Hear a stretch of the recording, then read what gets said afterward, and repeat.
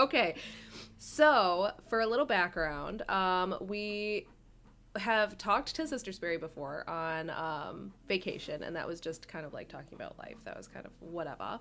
But today I wanted to specifically talk about kind of like how to just handle some of the symptoms of being human as you have goals and as you try to make things happen in your life and fight different insecurities and things like that. So the reason why I thought to do this was because really her life experience is way more than mine, obviously. I've got some years on you. You've got some years on me. But I wondered if you could first like kind of give us the overview, which is going to be a lot. It's a big ask. Mm-hmm. But kind of like share with the squad what your life experience was like after high school. After high school. Okay, so after high school, I decided to go into the military. Some of you know that about me. So that was a 5-year season of my career in the military. I was a military police investigator, which taught me a lot about myself, my abilities, taught me a lot about people. It taught me a whole lot about the rest of the world because I had really never been out from where I grew up. And then when I was married and learned I was having a child, I got out of the military. And I was really, really fortunate to have some time at home with this one, which was amazing. And then it took me a little while to figure out what the heck did I want to do with my life. So I had this military police investigator experience and I loved doing that work, but I quickly became a single mom and I really couldn't figure out how to do police work and be present as a mom, which is why I left the military in the first place. So any kind of police work was out. And when I was growing up, I had two interests. I either wanted to be a hairdresser or a truck driver. So a truck driver? I don't know where that came from. I just thought it was like the coolest thing ever. So I also thought it was a male-dominated thing. Like, duh, the military probably, whatever. As a kid, my kid brain was like, wow, that'd be so cool. But I didn't seriously entertain that. So I became a licensed cosmetologist when this one was very little. As you can tell, she's fabulous. Oh, the glam squad. That's sweet. But what I learned about myself in that career is that I learned that I really love the salon vibe, but I'm also really not a great hairstylist. So, then I had to go, now what do I do? So I spent some time in the beauty industry and worked for different, like Lancome and that kind of stuff. That was really fun, and I enjoyed that. I'm having a flashback to when you cut my eyelashes when you were cutting my bangs. Did I cut your eyelashes? You cut my eyelashes, and you were like, you said snip, and then you were like, they'll grow back. And I was like, what'll grow back? How many times I've had to what'll say, grow back? They'll grow back. So I've taken people's eyebrows off before. Yeah. Listen, I have a creative vibe when it comes to stuff, but I'm not. No, the brain to the hands and execution, not always good. But you don't know these things until you try. So I'm learning with you, chat. Yeah, I'm learning with you. Top 5 things I want to hear from my hairstylist right there. Yeah, you should have seen how the waxing went. That's not good either. Oh, no. Not good. So at any rate, I had a few oops along the way with that kind of stuff. But eventually, I got into working I took a temporary part-time job as a nutritionist for the WIC program. So some of you might be familiar with WIC. It's Women, Infants, and Children, and certainly a program that was near and dear to my heart. And I love nutrition, and I'm, spent a lot of time researching all kinds of holistic food stuff. So that was a really great gig for a while, but it was I thought you meant food stamps. It was a 6-month thing. So I knew I was going to do that for 6 months, and then I had no idea what I was going to be doing. But the company that hired me to do that then had another opening, and that was a human service organization, Community Action. So all of their programs were really designed to serve folks who are at risk of something. So it was a large enough organization that maybe it was people didn't have the resources for early childhood education. So there was a component of Head Start. There was child care services, which is what I got into, and we had all kinds of grants and programs to help people become child care providers in their home. They did all kinds of other things around home ownership, home improvement. But at any rate, that was really where I got into finding my groove around human services, community action, that nonprofit work. And about maybe 3 or 4 years into that work, I really fell in love with the governance piece. I loved when everything clicked about how this whole thing works, that we're really managing money and we're stewards of that money to serve other people in the most efficient and effective ways. And as I started to grow in leadership, that bridge was so clear to me that we have to manage people really well in order to manage the money really well. And if there's a disconnect, if something's not going well, to me, that was a job performance issue on my side, because if I'm not managing people well, then I'm caught holding the bag of not being a good steward. So that was my launch into leadership. And here we are about 24 years later. It's been few quite years some later. time. So needless to say, I didn't really let up on the gas when I came to leadership, and I that's when I jumped in further. I continued my education. I earned my bachelor's degree. I earned my master's degree, and just really pursued every opportunity that came next. So 20-something years later, and she's 29. Crazy time traveler. A year tops, no more than a few months. Also, Sam, we have family in Connecticut, so you may have run into us before. You may have seen people, and we've got family there. So yes, we do. So that's led me to here, and now I am running an organization. It's a mid-sized nonprofit. We have about 120 staff to deliver programs out of 8 departments, using a $18 million annual budget to get those services out within a particular footprint of New York State and a little bit of Pennsylvania. So every day's a challenge, every day's a learning experience. We never stop growing, but my heart and my passion really is for developing leaders and for helping people understand how to get out of their own way when it comes to making progress around personal and professional goals. Sound familiar, so chat? When Sparey mentioned that some people might be struggling a little bit with that nagging feeling of, oh gosh, maybe I waited too late, or maybe it's all rolling out in front of me, maybe I missed my moment. Look, spoiler alert, you have not missed a moment, and it's not too late, but we'll get a little deeper into that. So I have a distinct memory. I don't know if you do, but do you mind sharing like the initial place where you realized that you enjoyed like the governance piece and all of that stuff? Like when you were finally like going for more promotions and things. Can you explain? I remember in my little kid brain, I think I was in like 3rd or 4th grade when that happened. Around that, maybe I was older, but like I distinctly remember you getting a lot of pushback when you started to hit a certain level of leadership. And I'm wondering if you can share a little bit more about like what that was like and how it created a pivot for you. What the pushback was like?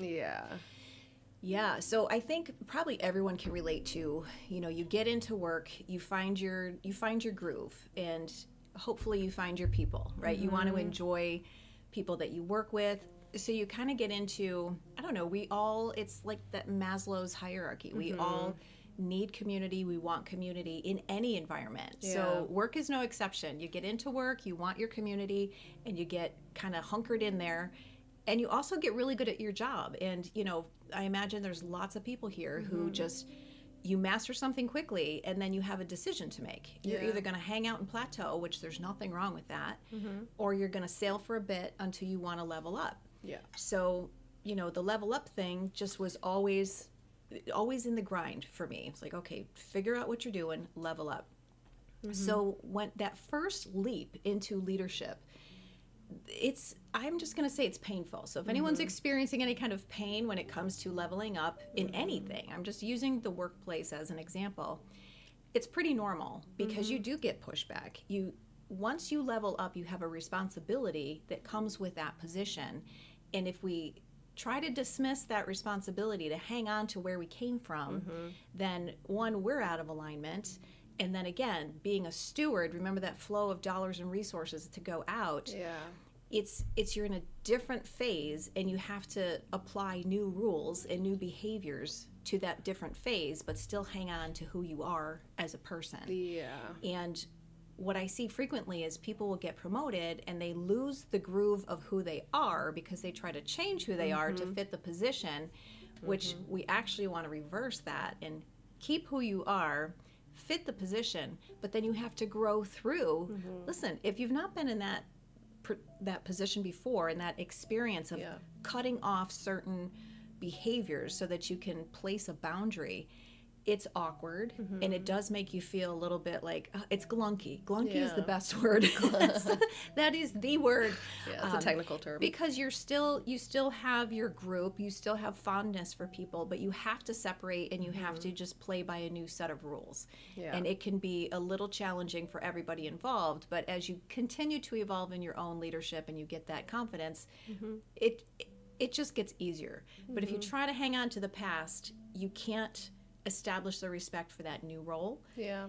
And then you can't expect people to have respect if you yourself haven't cultivated and created the space for it. Yeah, and I see this apply to like even just growth in your own mental health. There are so many people that I think have had the experience of having friends that like the worst version of them, and like once you start to iron out things that just like don't feel like they are part of the person that you're growing into, or maybe that like I remember when when I was coming out of college and I like stopped drinking and stuff. Yeah. A lot of my friends were like, we don't like this new you, like all of that stuff. And I was like, guys, I'm the same me. I just don't drink anymore. And I'm just like not. Yeah. It's funny how as soon as you try to refine yourself one way or the other, yes, if someone had connected with you on a level that made them feel a little indulgent some way, then they're fearful that they're going to miss that part of who they are through the connection to you and that part of you. And it takes practice, and it goes back to the glunkiness. You have to give it time, and you have to be the one that sets the parameters, and then people are either going to hitch on, or they're going to say, yeah, you're not for me anymore. But it's, when we talk about leadership pain, that's one of the pains. You can start to feel a little more isolated. You can feel a little bit like, oh, I'm not the fun one, invited to the party anymore. But you still, when you are yourself, you don't lose yourself in that. You just have a little constraint around how am I going to conduct myself. Stop drinking around other people who still do, and they feel worse for doing it still because you're doing better, and frequently they pull you down to them because it's easier to keep the behavior than choose the harder course. It's true. And I think like even when you have not necessarily something that it's like, oh, this is like a healthier option, but like even just when you switch gears and you go a different route than somebody, I think it really starts to light up the insecurities in them and in yourself too sometimes. Sure. Absolutely, because every time we're judging someone else, it's really that mirror, right? We have something going on with ourselves that we're trying not to see, so we throw it out on somebody else. It is the worst, the projection of like, oh, I'm seeing qualities of myself in this person, that's why I don't like it. So I am wondering, this question I saw and I was like, oh wait, no, this is a really good one. Double down, make it weird, call them an alcoholic with full eye contact. I can't. What's something people assume about you because of your resume that isn't really true? I think they assume that I have hit some place of you don't have to try anymore. And, in like an easy space. And I say that from both ends of experience. I remember being so desperate to get to a certain space quick. I wanted to get there faster, and I just kept thinking, I know I'm capable, I know I can do this, but I wasn't having any respect for the seasons of work and the seasons of experience that I needed. And sometimes it's like palpable. I can feel what people are thinking, if they're at that stage that I was at 20 years ago. And I'm thinking, because some people are hungry for it. They want that level of position, and I'm sure they're going to get there because you're hungry for it. Yeah. And you keep going. So the assumption of, oh, well, she's doing that, so it must be easy, or it must be she's done. She's just kind of hanging out, warm in the seat. Yeah. It's just never a real thing. We in every level of accomplishment, we're still fearful of failing. We're still fearful about our responsibilities. I'm constantly fearful about, will I make a decision that hurts the greater good? Yeah. Never intentionally, but it's such a huge level of responsibility. Well, it's like unintended consequences. You don't know what ripple effect is going to happen. Right. And that's where, Yeah. Experience will carry you and guide most of those decisions. And of course, there's still infrastructure, there's still a board, and there's still a leadership team, but it's that same kind of self-talk, and it's those whispers of, am I enough for this? Am I worthy for this? Is my voice important for this? So I think people assume that none of that's happening. Yeah. And it's so untrue. Yeah. I think it happens more. Yeah. But I think the practice of keeping it quiet there's maturity, not like, childish, but there's just maturity of time. Yeah. That helps, I think, combat that, but it doesn't go away. Yeah, it's the reps, and It is and the I'm glad reps. you just said that, because this just says, so my fear of messing up will never go away. No, but you definitely It evolves. Yeah, and it there's evolves. hope. It evolves. Yes. Yes, because you redefine messing up, if we can go there for a minute. Yeah.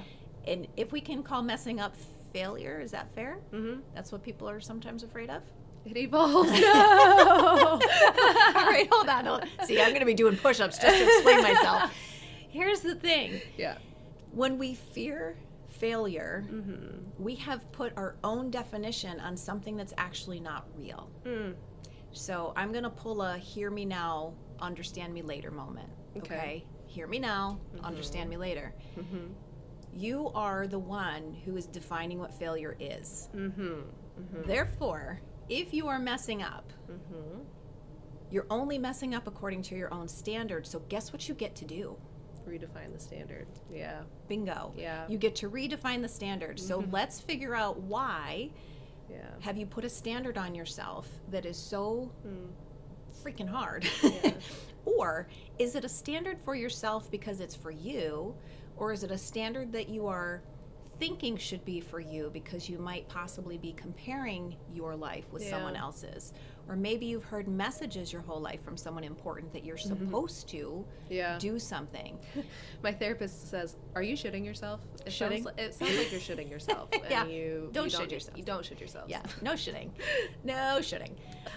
But yeah, so when you get to a point where you have gotten to the place and you're as high as you can, but you just feel underwhelmed. Yeah. Like, I know where my brain goes. Yeah. But where does your brain go? Like, So let's go back to I've gotten to as far as I can go, and now I'm just kind of there. yeah. So let's talk about seasons for a minute. All right. And if anything I say sounds cliche or a little too fluffy frou-frou, just ride it out. Just start out. Just stick with us. It'll all come around. Just stick with us. It I will. promise. Just trust me.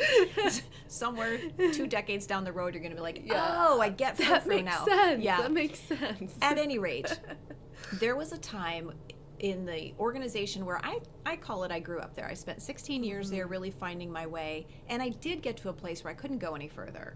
And I thought, well, now what do I do? Because I'm not one to sit here and keep doing the same. It does become Groundhog Day. Yeah. You know the difference between gaining the experience, gaining what you can, and then it becomes clear as day that, all right, I'm done. Yeah. Now what? Yeah. So if you're in a position like that, it is time to start thinking about what's next for you. What goals are next?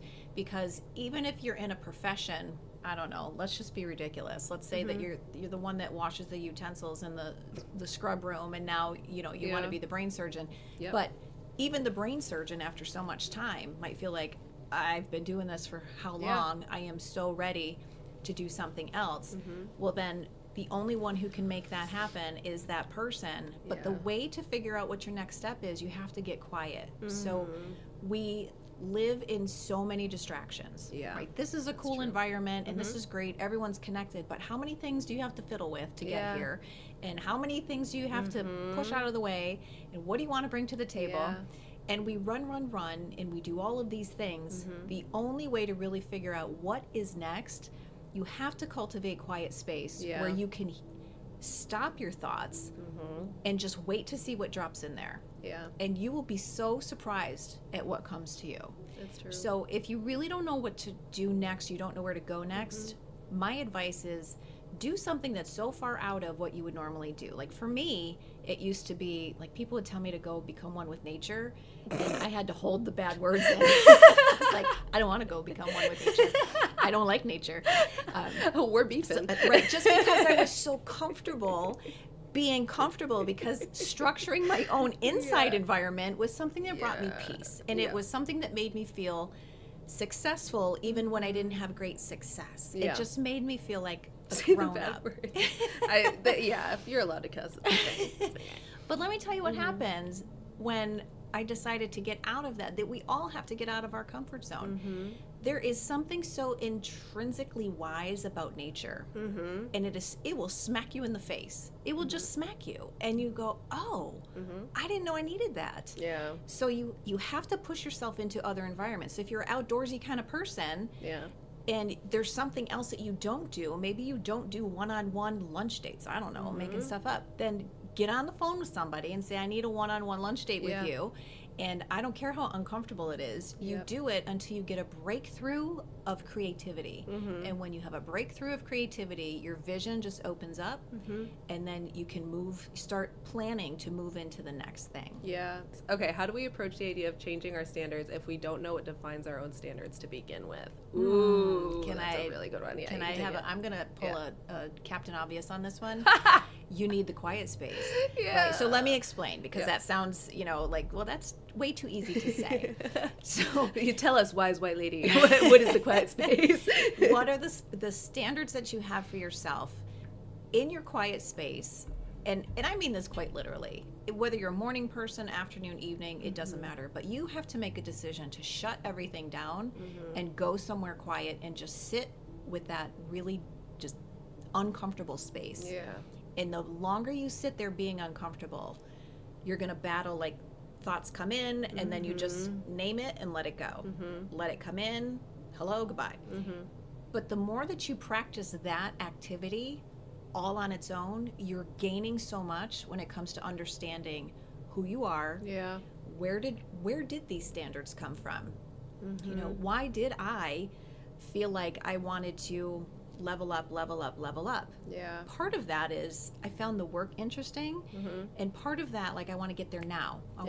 Was because I had a problem with I wanted people to see me a certain way, which was the polar opposite of how I was seen for the majority of my life. And I just I thought position and title would let me be seen that way, which is not true. Yeah.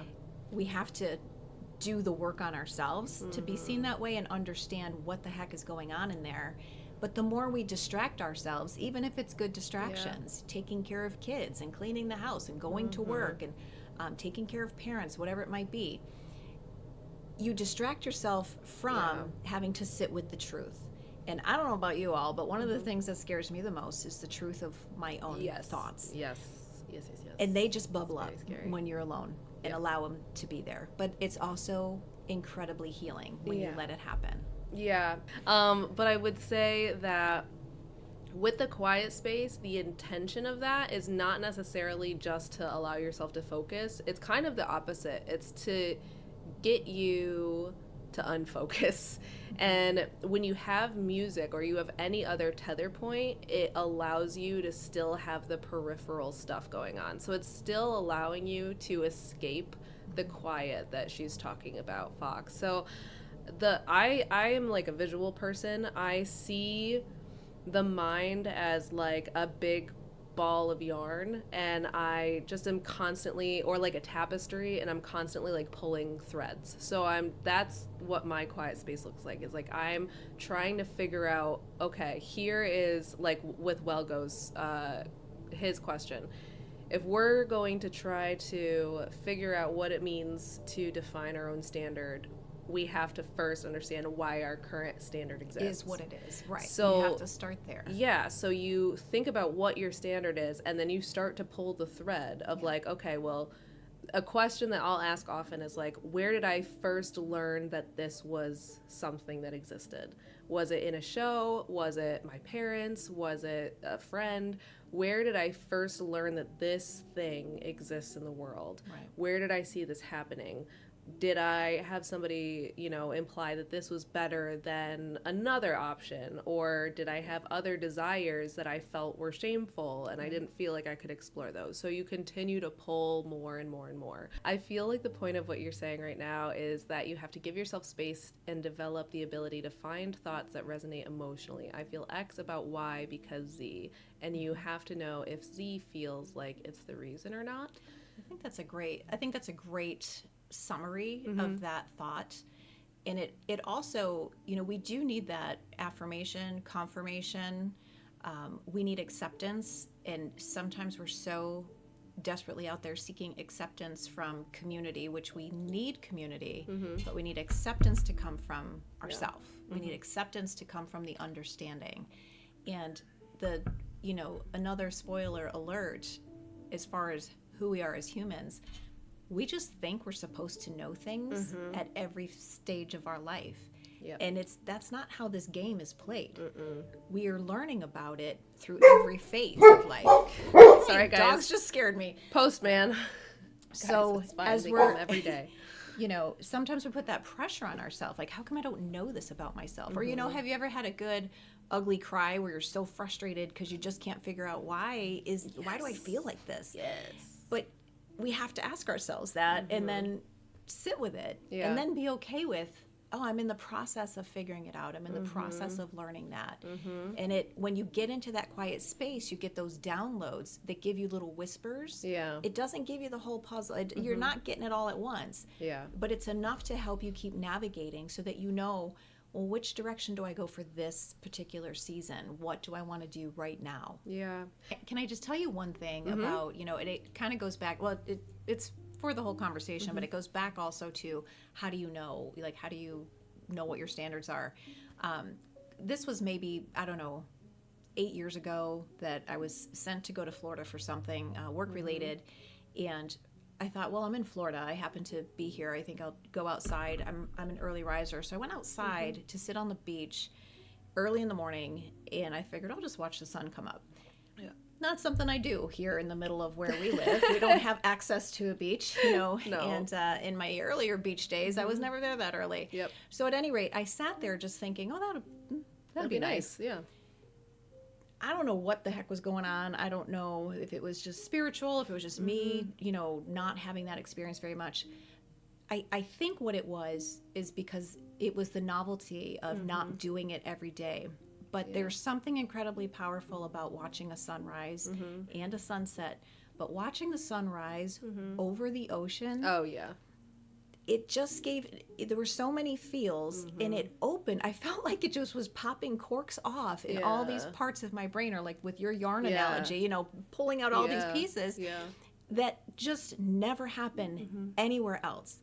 And it goes back to that point of, if you feel stuck or maybe you don't really know where you're going next, plan something. You don't even have to spend money. Just plan an activity for yourself that is so outside of the normal routine, so that you can have an experience it's either going to open up a whole bunch, or it's going to teach you that that's not my thing. And worst case scenario, you walk away with a little more gratitude that that's not part of your everyday thing. Yeah. And you like what's going on, or if you don't like what's going on, you keep digging and you keep going on your journey. But doing something outside of the norm is so incredibly powerful. It is as equally powerful as sitting in the quiet. So if you package a little combo for yourself, you might have all kinds of great idea, intuition, thoughts about what you want to do. So Welgo said, so I've had a clear idea of who I am and what I want to present to people, but I know I still feel shame for that because of feedback from people whose opinion and approval I sought. So how does one approach that? What am I missing to be able to set my own standards? Sorry to traumatize here and ask so much. No, that's good. That's a great question. That's such a great question. Well, let's double attack this because Okay. I don't have the therapist credentials. I just have some years. But I will say from my perspective, Yeah. and thank you for being brave to share that you deal with shame. I think we all at different levels are going to experience that, and quite often carry it all through our life. Yeah. So trying to figure out your standards without really understanding the shame piece is going to feel like it's that loop that doesn't end. So I think spending some time with what is this shame thing coming from, and how can you kind of want to reverse engineer it, because there are steps that you're taking all day long, and then all of a sudden, like bang, there's the shame flag is just like right in your face. So you have to reverse engineer to get back to, wait a minute, this thing I'm doing, there's no shame in this. Yeah. There is no shame in any of it. Yeah. So figuring out a strategy for yourself, it's kind of like, what year was the go-go gadget thing? Where, was that like was it me or was it your remember. age? So go-go my gadget, gosh. right? And had this like long trench coat, and you'd just be like, oh, I just need this like boxing screwdriver thing. So you have to build your own go-go gadget gear for those moments. And I don't want to make light or dismiss how powerfully difficult those things are. Yeah. But when you create them for yourself, you get in the moment, and then you have a mental tool prepared, and then you can go past it, because shame is going to be it's in the neighborhood and really connected with that need for approval and judgment, right? So judgment feels so hard and crass, but I'm going to pass it to you to kind of break it down with more of the therapy So piece. I actually think about, it's so funny because she's like, oh, you're a therapist. I'm also chronically online and brain rotted, and I saw a TikTok that I think of right now. I don't know if you are familiar with the content creator Brittany Broski, but she's very funny because she's all over the place. She's chaos, brought to life in a person, and she has this really wacky side, but then she gets into like these deep philosophical pockets. And I saw a video of her the other day, and she was like, it's astounding how much I would not even be the version of myself if I could eliminate the need to be loved. And I was like, And what are you supposed to do with that? Because we're built to be loved, and we're built to give love. She was like, if I was not constantly seeking approval, I would be a completely different person. And I think like that is such a human feeling of like our greatest need as a species is love and acceptance. And it may not feel that way. And I know that there are a lot of people who have been hurt or are jaded or who have cut people off that are just like, I don't need nobody. And I'm beating the drum to that parade. I want for you to be free of the need and some of the unhealthy patterns that come from seeking love and acceptance. But I will say that as a tribe people, as a community people, there is something inside us. I would say it's the inner child because of a lot of like the philosophy that I use in my work.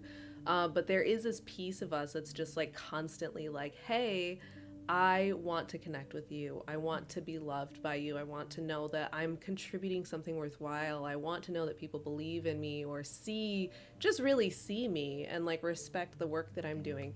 And so I think especially with WellGo, like I'm calling on a little bit of our conversations outside of here, but I know a big piece of it was like, is this work, is this version of you that you want to present to the world, is this worthwhile? Is it worth support? Is it worth love? And so I think that's a huge mountain, first of all, to try to climb. But I would say when you have those moments or the callbacks of the voices in your life that said, absolutely not, it's not, or who weren't able to support you or who made you anxious about putting work into something that you saw value in that they didn't see value in, I think it's some of the quiet space, some of pulling the thread of like, well, what got them there? You know, what was motivating them to be nasty to me? Because this may be a naive take, but I have to think about like the people in your life that were telling you couldn't do it were the people who should have been your supporters. And because of that, I'm like, I have a hard time accepting that anybody just wants to rain on somebody's parade, especially somebody that they are supposed to love. So I pull the thread of like, why was that their response? Was it because they were fearful that you would be disappointed? Was it that they were fearful that you wouldn't have financial security? Was it that they were like, I pulled that thread. It doesn't mean that any of what they said to you was okay or that you have to accept any of that narrative. But I think that may help put that box tidily away until maybe there's pieces of you that are ready to tackle that, you know, a little bit more. I think it'll be enough to get you to the point where you're able to really dig in and start over the work. And it brings me, it's kind of segueing into this idea that that my mom has used before of like everything in life is either motivated by fear or by love. And I think that quite often is like they maybe, and I don't know, maybe they were just like dumpster people who were just like, you know what, screw your dreams and you can't do this and I don't like it. But in my brain, I'm like, there had to be fear there for them to act like that. I would agree with that. I think that's, and I do believe that every decision we make is motivated by fear or love. By love, yeah. So, but we're not really consciously aware of that all the time. But the relationships that we've had, the relationships that have influenced our own pains and our core wounds, they are an extension of the core wounds of those who came before us. Yeah. So again, I think this need to think, well, I'm going to overcome this, even though this person made me feel a certain way.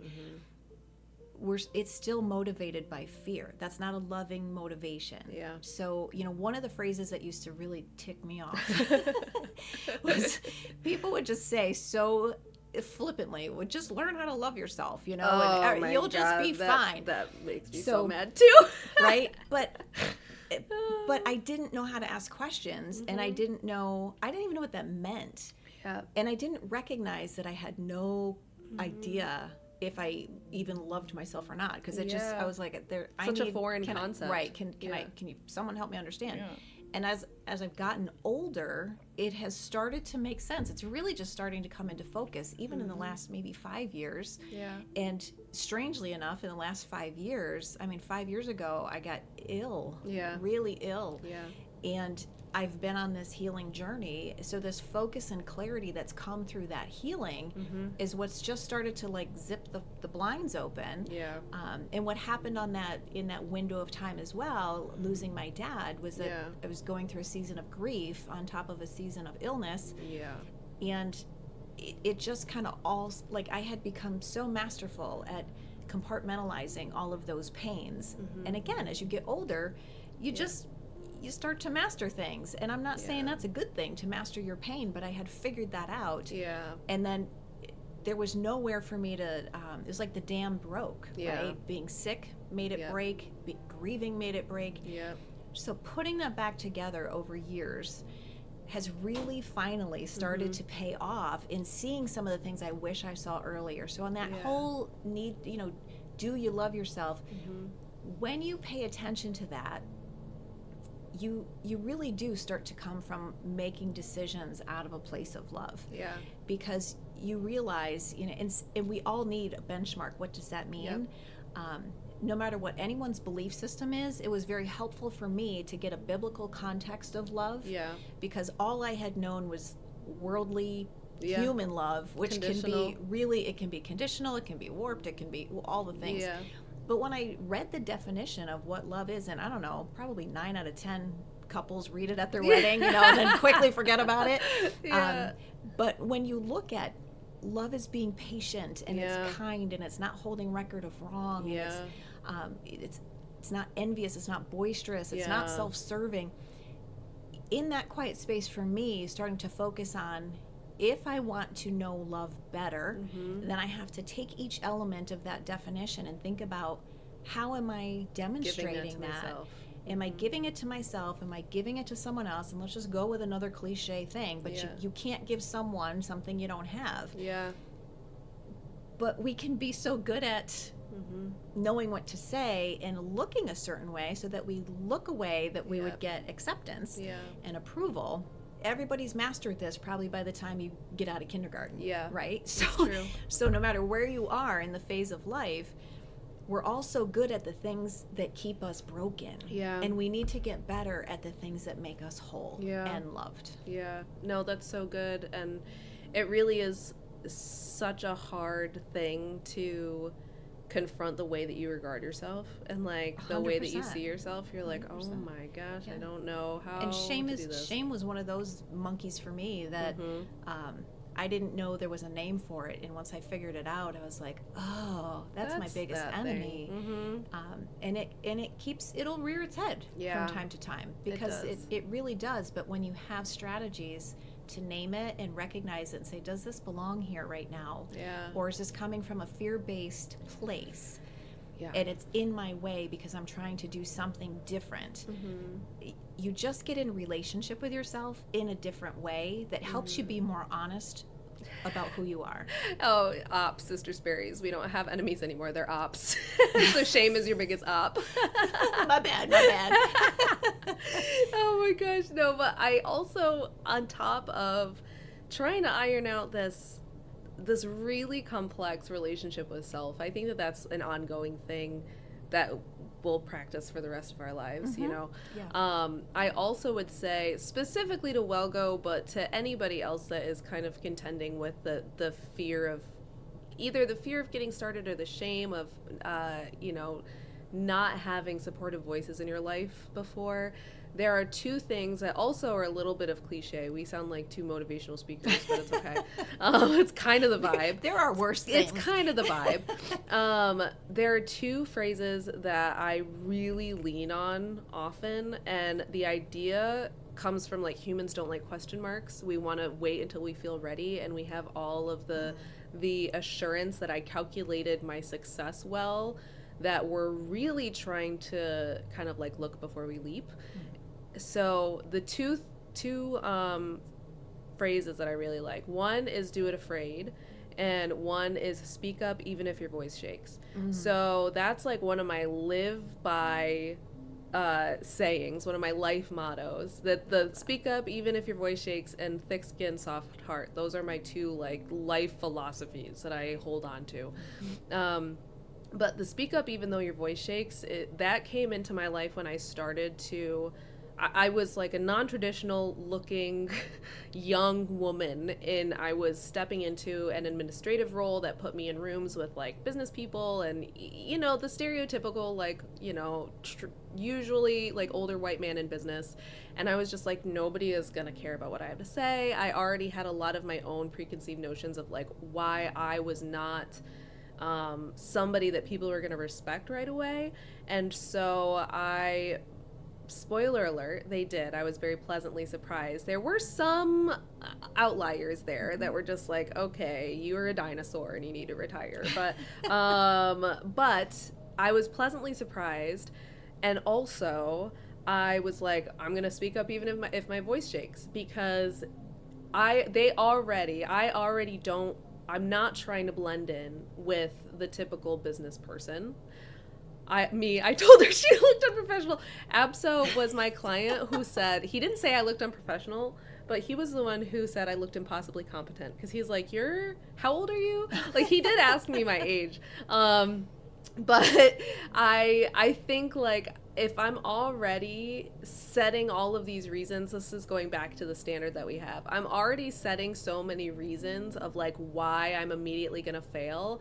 I might as well just say the thing and get the reps in. And we've talked about it a lot before. Like, your brain is a great pattern recognition machine. So if you can get the reps in, I was like, she's 22. I forget how old I was when we started, but I was late late 20s, I think. Actually, bringing up age, I wanted to ask this earlier, but we just took a detour. How can you share how old you were when you graduated with your master's in nonprofit management? I was 38 or 39. Yeah. I just want everybody to hear that because I know that we do have Might have been 40, actually. varying ages in Yeah. the Sparey Squad. But when she realized this is what I want to invest my time in, I'm going to go back to school as a single mother with 2 kids. But yeah, so like talk about that for a second because that's a lot of what people are contending with is like, I am too blank, too fill in the blank. How do you Like too late to the game. yeah, like too late to the game. I'm too Yeah. old, or I'm too Yeah. girly, or I'm whatever. too non-traditional, or Yeah. I'm too intense, Yeah. or we were just talking about imposter too syndrome. afraid. Yeah. Yeah. Yeah. A lot of this goes back to, you know, again, there's a couple thoughts. One is who's setting the bar, Mhm. you know. So I'm not really a football person, Mhm. but when I try to pretend like I know what's going on, I do see like they take these markers, right, and they just Yeah. move them Yeah. down the field. And I think of those markers down the field, and then let's say somebody gets I'm gonna have the language wrong, but somebody did something, and then nope, they overturned the decision, so they moved the marker back, and the game goes on. You're moving your own markers, Yeah. right? So listen, I never thought I'd have a master's degree. I didn't think I'd have a bachelor's degree. I never thought I would go to college. She was not a student. I was not much of an academic. Not much of an academic. But again, I also struggled with some learning differences that went completely under everybody's radar. So Yeah. I just made the decision for myself that I wasn't smart enough to understand things in the books, so college was not going to be available to me. That's just what I thought. Based on what? Yeah. So it took me a while to figure out that that's not a true statement. Yeah. It wasn't a true standard. So I got to take that marker and move it back, even though I was at an age that was pretty late to start. Yeah. So what? Yeah. Compared to who? And it's funny how things evolve over and over and over again. I couldn't really get to a classroom because I Yeah. had 2 kids and worked full time and all the good things. And there were non-traditional ways to get it done. Yeah. And that's when I found out first, when I'm learning and working, Yeah. I could immediately apply my schooling to the experience at work. And that's when it made sense to me. Yeah. Like, in the classroom, I only had the books. Yeah. And I couldn't apply things. So it wasn't working for me. Right. So we keep learning those things. So yeah, you have to take your own standard of, I think I should do this by now. Somebody had a great example of I should do X by Y because Yeah. it's, and you just move. Yeah. You redefine it. And when you actually take the time to redefine that for yourself, it is so exciting and empowering because it's like starting a brand new thing. Yeah. And maybe you'd been thinking about that thing for 10 years. Yeah. But it becomes new. Yeah. So the other thing I was thinking was, speak up even if your voice shakes. So if you think it's been too long, do one thing today to Yeah. move towards that thing. So when we want something big, let's say we'll just use school as an example. If I want my master's and I haven't even started my bachelor's, Yeah. I might talk myself out of going for that and then Right. 2 years down the road say, well, now it's really too late. Yeah. It's not really too late. You know what the real thing is? I haven't taken any action to move Yeah. even a little bit towards that thing. Yeah. So do one thing today that your future self will be happy about. Yeah. Just do one thing. That's huge for those with ADHD paralysis. Like Yeah. me, I get so overwhelmed. Just one thing. So overwhelmed. Yeah. So yeah, and I think like working outside of the shame and action and doing things differently. I have the distinct memory. I don't even know if this is like what you're going to think of, but like I think that this is huge about the way that I grew up in accepting what was possible. Little things, like I don't know if you remember, like you had let me like kind of like proof some of your papers for school because I I loved writing. I flourished in like English and stuff like that. And so there were a couple times that you'd be like, yeah, like look over this, let me know what you think. And for me, for her being my mom and me being her daughter who was in high school, I wasn't like a child, you know, I think it was my senior year maybe. But like that silently said there it changed the way I looked at qualifications, because I didn't think that I was like her editor by any stretch of the imagination, but the fact that like my mom cared about my opinion of the work that she was putting her time and energy into, like that silently changed little things in my understanding of self and my understanding of like the dynamic of how we work. As me as an adult now, I'm like, it's okay to ask for help. It makes me think of Caleb. I don't know if he's still lurking in chat, Caleb the game doc, but one of his sayings is the wisdom is in the room. So it's like, it doesn't matter who you are, how old you are, where you've been, like there is something that we can all contribute for each other. And it's such a like, it was such a little detail in our lives, but I'm just like, that's so cool, because it would have been so easy for that to be a barrier for you. I don't have a lot of adults in my life that can do this for me. Maybe there wasn't like a writing center, or maybe you want feedback but like you don't have quick feedback, and like you have your teenage daughter at home, but then like that can create the feedback loop of like, you know, should I be doing school? Should I be doing this? And it's like, no, it's just like, hey, look this over. Let me know what you think. And we're going to go about our day, and I'm going to keep on grinding and keep on doing the thing. And it just is like one of those little things that's so cool. Yeah. I also felt blessed to have you, because I knew that you had skills. Can we go back to that? Yeah. I just want to make a comment on that. You know, is there a fear? Is it a decision out of fear if you're worried about someone's negative opinion? Yeah. So I would say absolutely. Yeah. And the fear is rooted in judgment. So spending some time with, am I going to allow the fear of someone else's judgment to keep me from doing what I know my purpose is, which is coming from a place of love, right? So there's those conflicting fear. We don't want fear overreaching into the things that are going to come from that space of love. And yet it happens, I'm going to say several times a day. And that's probably making it, you know, that's not even enough, because it's there all the time. Yeah. But just being aware of that, and what does that mean for you? But if I had to give you a yes, no, absolutely yes, that is rooted in fear, being afraid of that judgment piece. And it's probably being a little fearful of, does my voice matter in that space that I want to be? Yeah. Because we all struggle with that as well. Yeah. Yeah. I think that it's one of those things too, where it's like, until you start to, in my verbiage, like pull the thread, there are certain things that you don't even know are there, like certain messages that you're like, oh my gosh, oh my gosh, oh my gosh. So your brain has pulled a thread. My brain has doors. Yeah. Right? Like doors and blinds. And it's like the cartoon blinds when you pull on and it goes, you know, all the way up. So there's always a door opening. There's some doors that haven't opened yet. There's blinds that shoot up. But there's so much capacity in our own space. But fear, to me, locks everything. Right? So fear is going to mean you can't pull that thread. It's stuck. Yeah. And you can't get that door open. And love opens it. Yeah. So love is like, hey, everybody, you know, I'm going to pull all these places. All the doors are open.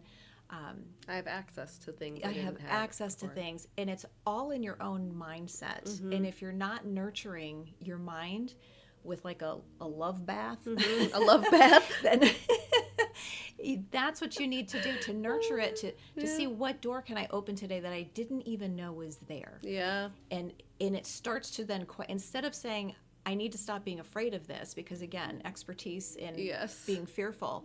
I promise you, if you focus on your fear, you will stay stuck. Yeah. So to get unstuck, you start to focus on moving through it. You name it, understand it, and then you move through it with action. Because every time you're in action, the fear has to go away. Yeah. And then you can start to make space for that love space. Yeah. Again, like I said, I'm visual. I know some people are not visual. So I will, if you're not, then please feel free to message me, and I will help figuring out how to, I will help figure out another way to access this. But the way that I kind of dip into the love bath, as my mom calls it, is Sorry. it's such it's a hard, like, ambiguous thing where it's so hard to, like, figure out, well, what does that mean and that kind of thing. Again, sharing my process because because, you know, I can only share my own experience. I speak to my inner child a lot, and I basically will always cry when I do any of these exercises and all of this stuff. I mean, you guys know me. I cry on stream pretty much all the time, so it's fine. But I always picture the little version of me, and I talk to her because, like, I can't talk to myself as I am now, but I have to lock in and go to the place where I can talk to the little version of me, because she's really the one who has these big dreams, and she's really the one who has the fear or the love. And so when I am, like, trying to bathe myself in love, I have to envision this little version of me that I can actually love. Yeah. And the thing that I tell her is, I'm like, listen, I'm crying now, freak. Good, sucker. That's what you're going to do here. You're going to cry.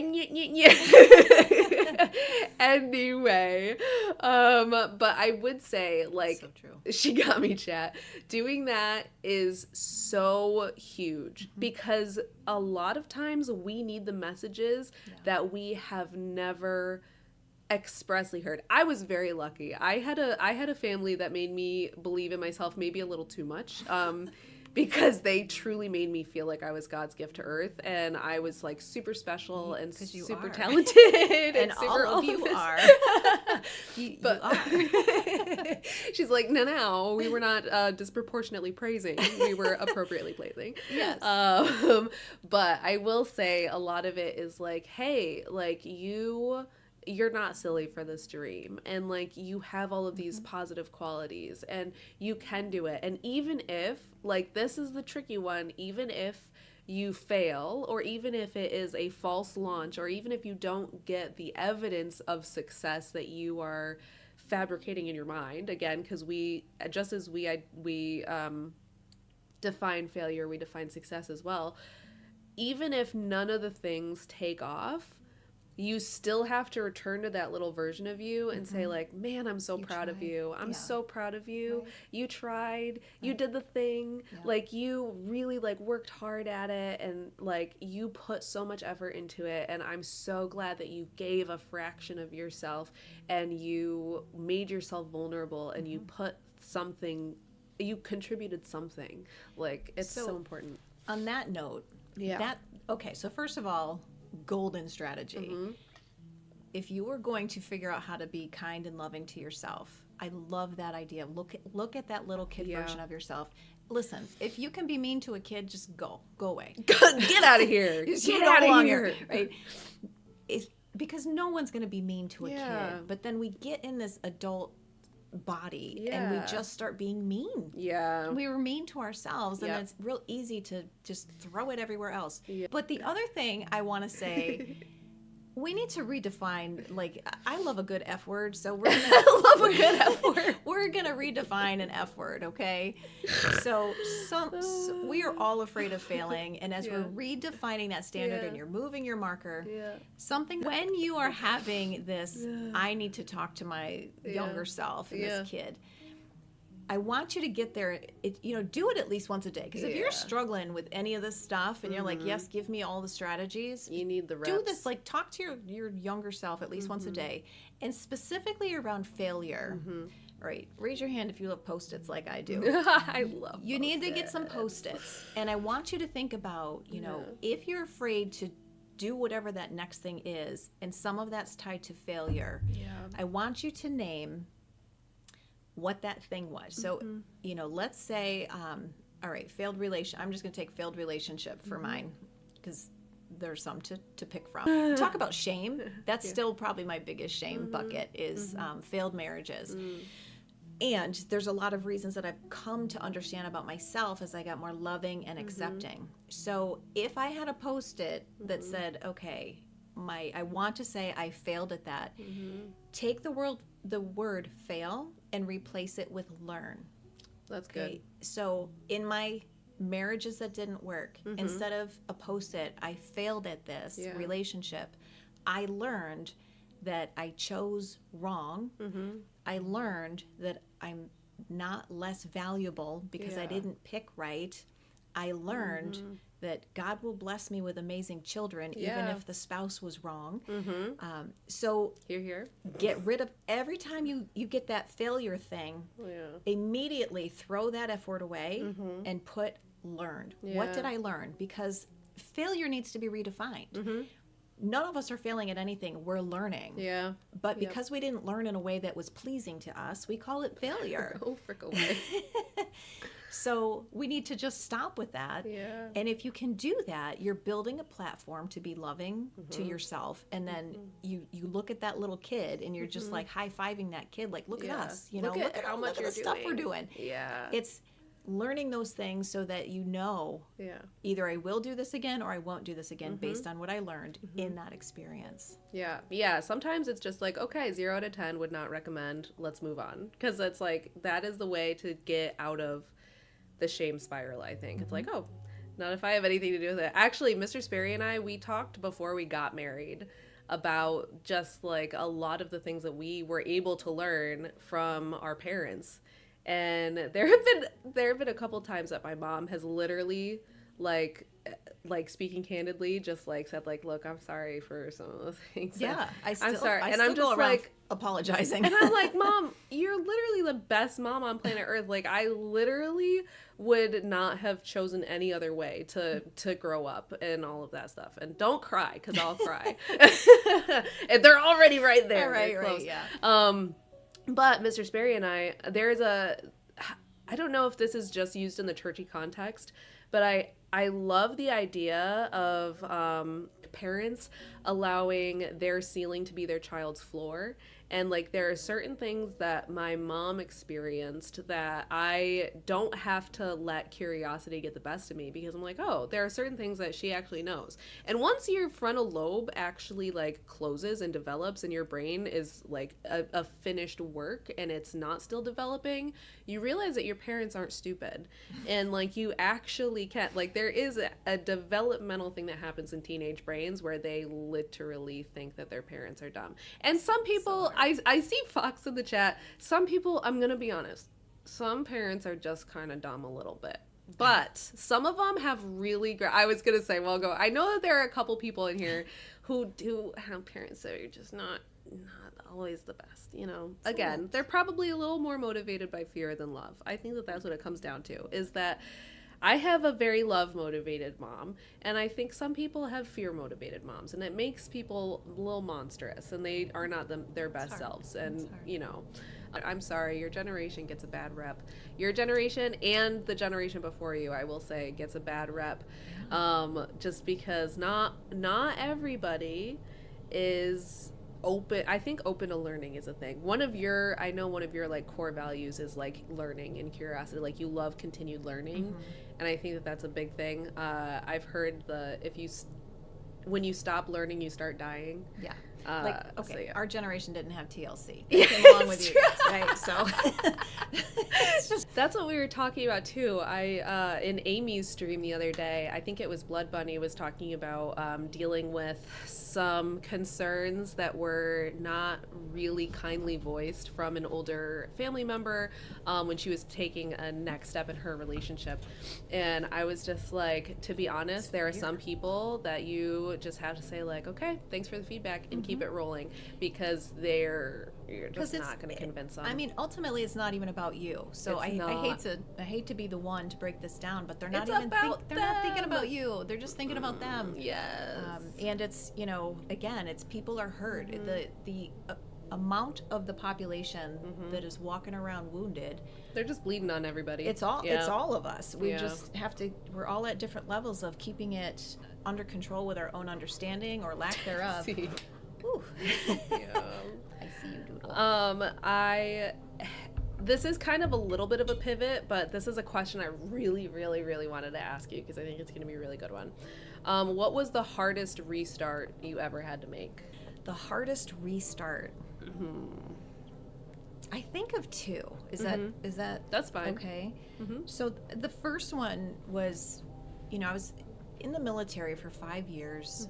My identity was pretty sealed in within that 5 years. And Right. again, it was so different from how I had come to know who I was in high school, which was not smart and not valuable and not any of those things. So in the military, even though a lot of those things were still plaguing me, Yeah. I had all these other experiences of being so secure in who I was because I understood my position, I understood my place, I understood my rank, I Yeah. understood my job.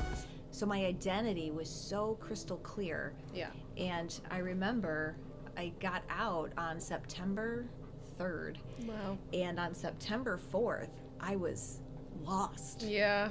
I was absolutely lost. Yeah. Your dad, my spouse at the time, was overseas in Korea, and I was a month away from having you, Golly. and I had No idea. no idea. I was like, I don't know anything about motherhood. Yeah. I'm in this place away from home. I knew all these people. They were all my support system, and all of a sudden I turned all my stuff in, Yeah. and now I'm just a civilian. That was a hard pivot. I don't know if you want to circle back to the second reset or if we've gotten to in no, the weeds. I think I alluded to the second reset. The second reset was 2022, just the whole year of 2022. So in 2021, Yeah. my father passed away in September. Yeah. We did a celebration of life for him in October. So, if anyone has experienced that, you know when you lose someone, it is devastating, Yeah. but you're on overdrive until all of the celebrations over. and all of the things have quieted down. So I started coming into some grief about the second week of November Yeah. in 2021. And then the week of Thanksgiving in 2021, I got COVID. Ugh. So, and that was after caring for two family members and kind of serving them in quarantine, Yeah. taking care of them. So then it was my turn. So in that week, my acute illness was not bad. I was actually like, oh, thank you. I can finally go to sleep, Yeah. And I just slept and I slept and I slept. But I didn't realize that I was ready to embark on a time that was going to really impact me in a way that I just had never been prepared for. So in the, I'm sure people have experienced losing your smell and your taste in that, with also a chronic fatigue that didn't lift Yeah. and a grief that I wasn't sure how to make sense of yet. At that point, you don't know what's what, too. Is it grief? Is it depression? Is it Yeah. chronic illness? Is it... right? Yeah. And again, the lovely phase of life where the hormones were so out of control that they were doing their own Yeah. special attack that I didn't understand. So all these things coming together put me into survival. I was Yeah. in survival mode. The level of stress and the level of, it was a competition between stress, anxiety, and depression that it was just a newness. And again, Yeah. I had been so depleted that I lost all my ninja warrior skills and how I would normally deal with that stuff. So it took me a year and a half to even get a handle on how, like, I'm the only one who can get myself out of this. So that reset took about another year and a half, and I'm still, like I said, at this point, still pivoting and is still coming out of. But that active reset, it was about 2 years of my life that I felt like, Yeah. not that I lost, but again, when we're talking about, oh, I don't have time to do things, or in that 2 years, I just felt like my life was going to be so much shorter because Yeah. I wrote myself out of all of the things I thought that I should be doing. I You're shoulded shitting myself. yourself. I shoulded myself. And I couldn't see a pathway forward because I thought I was just stuck in this phase. And I somewhere kept saying, have faith, believe, have faith and believe. But I was so overwhelmed with sadness. Yeah. And I didn't understand it until I started putting myself out of the environment that I had created for myself to be sad Yeah. with no help. Yeah. So again, things that I had never experienced were asking for help, seeking help, getting some other people to maybe try some things that I was Yeah. afraid to do.